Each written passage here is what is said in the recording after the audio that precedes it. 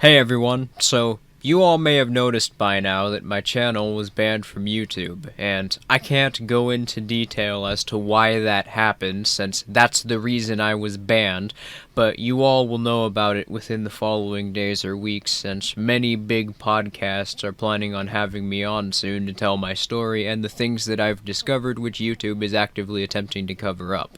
Point is though that I lost fucking everything.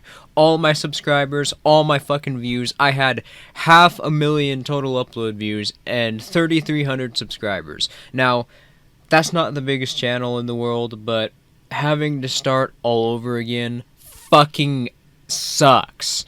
Now, it's not going to be as bad this time because I already had a decent amount of people who knew about me as opposed to the first time where I built it up from scratch, but I mean, there's just nothing nice about it. No nice way to put it. But anyway, I'm back, I'm still here, and I'm not going anywhere, so please do subscribe again and get the word out, everybody, that this is my channel and this is where I'm at.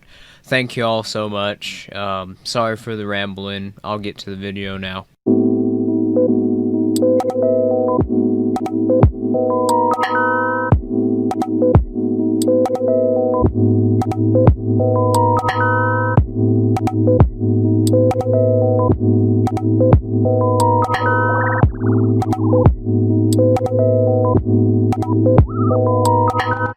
As a voluntarist, I believe in the non-aggression principle, that force cannot be used against others, and that's what makes me an anarchist.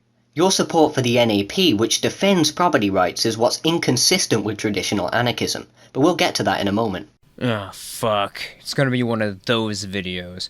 Some dumbass who doesn't know how philosophy or logic works, using every cliché collectivist anarchist argument in the book to attempt to shove an argument against individualist anarchism, with nothing but broken reasoning and fallacies at their disposal, as demonstrated here. Anarchism, being a philosophy which advocates for the abolition of the government and all political hierarchy, is in no way in consistency with property rights, both by itself in principle, since property rights are derived from self-ownership, and historically, since the first anarchist was an individualist named William Godwin, and stateless societies have existed with private property, see Ancient Ireland. If you believe collectivism and collective force should be used against others, you can't be an anarchist.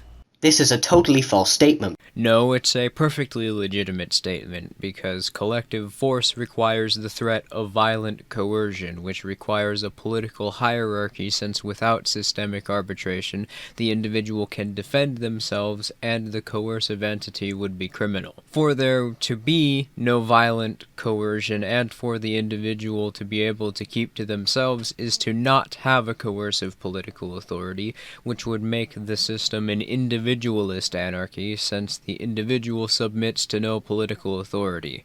The only way anything even remotely resembling libertarian socialism can exist is if it exists within an individualist framework, that being that individuals choose to collectivize into a socialist worker cooperative or a communist communal society, but no one is violently forced into surrendering their property or forced to associate in one manner with no choice to opt out, because doing otherwise would require violent coercion to suppress dissenters. If coercive violence is required for the system to function, it cannot be libertarian or anarchist. Because anarchism has its roots in collectivism.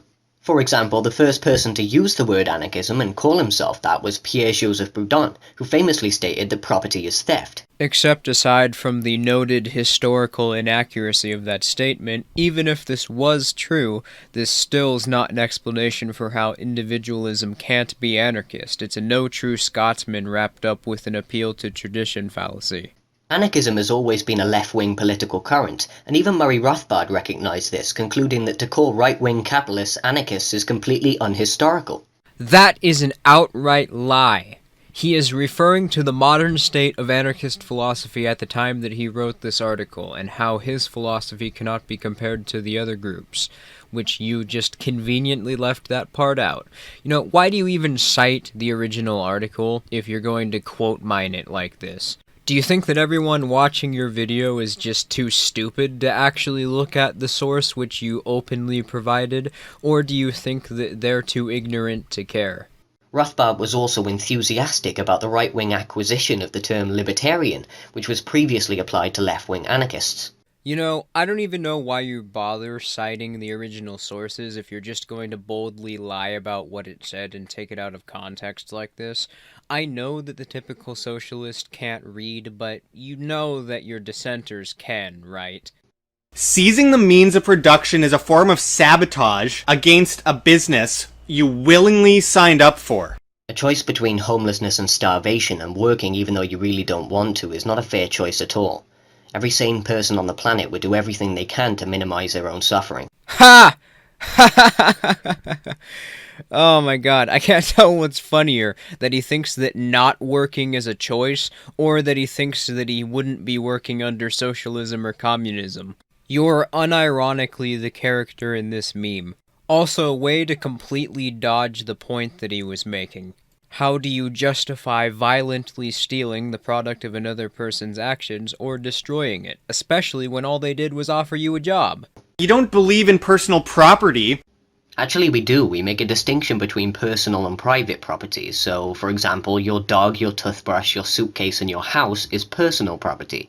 How many times do we have to go over this? There is no distinction between personal and private property because any commodity can be utilized to become a means of production to profit off of. And he doesn't link the original video in the description, but based on Josh Stiggerdson's upward inflection, it sounds like this clip was edited out of context.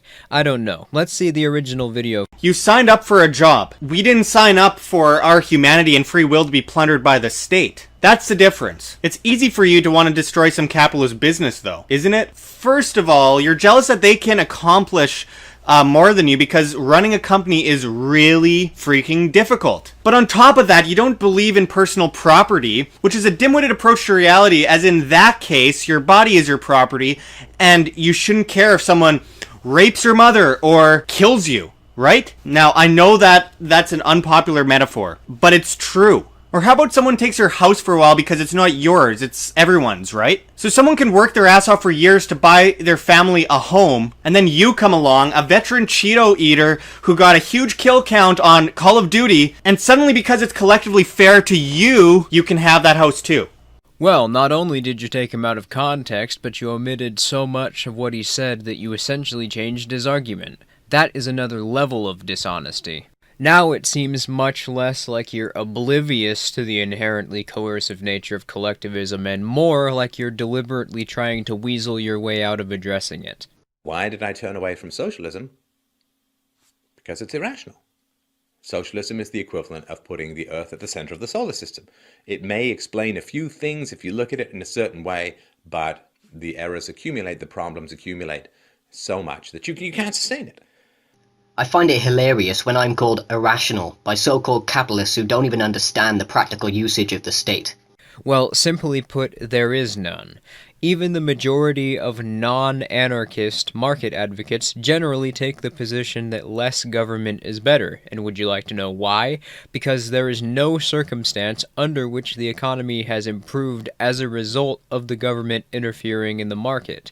The government's interference causes prices of commodities to increase through inflation and artificial scarcity created by regulation, while making it more difficult for people to earn enough to sustain themselves by plundering the money that they earn, making work more scarce through the cost of hiring laborers through employers, and regulations making it nearly impossible to become self-employed or to become an entrepreneur. And it does this while stealing from us and forcing itself onto us in order to survive, only so it can make conditions worse for the average person through what it does to the economy. The only people who get any practical use out of the government are corporatists who lobby for regulations to make it more difficult for competitors to enter the market, and legislators who profit directly from the government's actions. The state legally defends property rights and uses the police force and sometimes the military to put down workers who attempt to rebel against these laws. As noted, private property is the result of individual self-ownership and exists because the individual owns the product of their own actions. If the state existed to protect private property, then why is it that the oldest established trade routes found in maritime history are over 100,000 years old, while the oldest states are only 5,500 years old? How do you explain examples of stateless societies such as ancient Ireland or neutral Moorsnet, which had private property in their common law? And how would you explain the ancient graves discovered by archaeologists older than the oldest state, which are frequently buried with private property, implying that they knew that property was a thing? Anarcho-capitalists completely ignore the class nature of the state. What are you talking about? We call out the state all the time as a coercive ruling class which has a monopoly on violence. Oh, you mean a class war kind of class. Yeah, the kind that doesn't actually exist or have any institutional power. Okay, moving on. And seek to abolish the one thing that both perpetuates capitalism and keeps the proletariat suppressed. That's not only wrong, but that's completely backwards. The state is an active hindrance to capitalism since it requires the violation of our private property rights and forced association to exist, and as noted, it harms the economy to where competition virtually cannot exist. And I know that you know that a market without competition produces some bad results. Also, it's rather ironic that you claim that the state perpetuates private property while the only way coercive violence and forced association can be institutionalized is through a political hierarchy, which, by the way, are both things which a collectivist society's economy needs to function. So really, now you're just taking the biggest crux for your position that you're defending, which you actively ignore and refuse to acknowledge, and project it onto your political opponents baselessly, which of course, if you did the smallest bit of research into the ideologies outside of your echo chamber, you'd realize that anarcho-capitalists have a solid explanation for private property existing without a state. So, it's a pretty stupid move on your part. And since you called socialism unsustainable, I feel compelled to point out that under the current system, humanity is on the brink of extinction due to climate change. But let's ignore the actual data for a moment, which suggests that climate change hysteria is a nothing burger, and assume that environmental problems are an actual problem and that humans are causing harm to the atmosphere. Collectivist economies are objectively worse for the environment, and there are two reasons as to why this is the case. Firstly, because there's no innovation under central planning, because there's no competition, so there's no way to innovate towards production which requires less and puts out less. Secondly, because there's no incentive to maintain the means of production under a centrally planned model, since there's no direct incentive for the individuals operating it, whereas market economies have a direct profit incentive which will only be maintained as long as the owners make sure the means of production are functioning optimally. A historical example of this would be the Black Sea when it was controlled by the Soviet Union. Capitalism is an unsustainable economic system because it depends upon ever-increasing growth. Actually, the market grows because producers are always competing with one another, and growth is a good thing because it leads to innovation, which makes everything cheaper, reduces the labor necessary to produce commodities, and makes commodities more efficient. And as noted earlier, coercive interference in the market actively hinders its ability to function, meaning, of course, that the state or collectivism is inherently harmful for the economy. Not only that, but if you just leave the market the fuck alone, it would eventually lead to a society much like the one that socialists or communists describe their system creating. And that's it for today's video. If you liked it, please comment, rate, and subscribe, and I will see you all next time.